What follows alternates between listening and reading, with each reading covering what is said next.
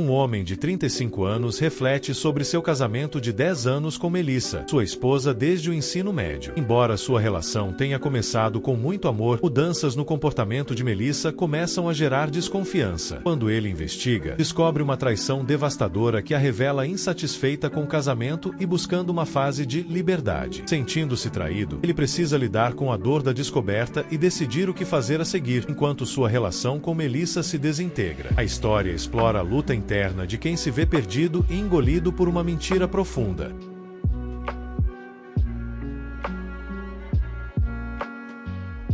Esposa afirma que é bonita demais para ser fiel. Agora ela está enfrentando a verdade nua e crua. Tenho 35 anos, sou homem, conheço minha esposa, de 34 anos, desde o ensino médio. Quando me mudei para uma cidade nova, a escola era completamente desconhecida para mim. Estava com medo de ter muita dificuldade em me adaptar, que era uma preocupação razoável, mas, felizmente, as coisas não foram tão difíceis. Acho que isso aconteceu porque fiz amigos rapidamente, então não me destaquei tanto. Uma das amigas que fiz naquela época foi a Melissa. Ela fazia parte do clube de fotografia da escola e a conheci quando estava tirando fotos perto do lugar onde eu estava sentado. Da noite para o dia, eu virei o tema de uma das fotos dela, e ela diz até hoje que essa é uma das fotos favoritas dela, embora eu duvide disso. O pior é que estou escrevendo isso agora, porque isso me faz voltar para as memórias mais antigas. Dói tanto pensar que tudo isso em breve vai significar muito pouco para mim. Mas voltando ao assunto, nos tornamos bons amigos depois disso e, no último ano do ensino médio, nossa amizade virou algo mais sério. Parecia certo, honestamente, mesmo que cada um de nós tenha ido para faculdades em estados diferentes, isso não afetou o nosso relacionamento. Passávamos muito tempo trocando e-mails, mensagens de texto e conversando pelo telefone. Eventualmente, nos casamos, e isso já tem 10 anos. O tempo realmente voa. Não é surpresa que a Melissa tenha se tornado fotógrafa profissional, e ela tem seu próprio estúdio. Já trabalhou como fotógrafa oficial em muitos lugares incríveis durante sua carreira e, em algumas ocasiões, isso a levou a viajar para outros estados ou até para o exterior, mas nunca houve razão para eu achar que isso fosse um problema. Agora, é importante mencionar que, conforme fui amadurecendo,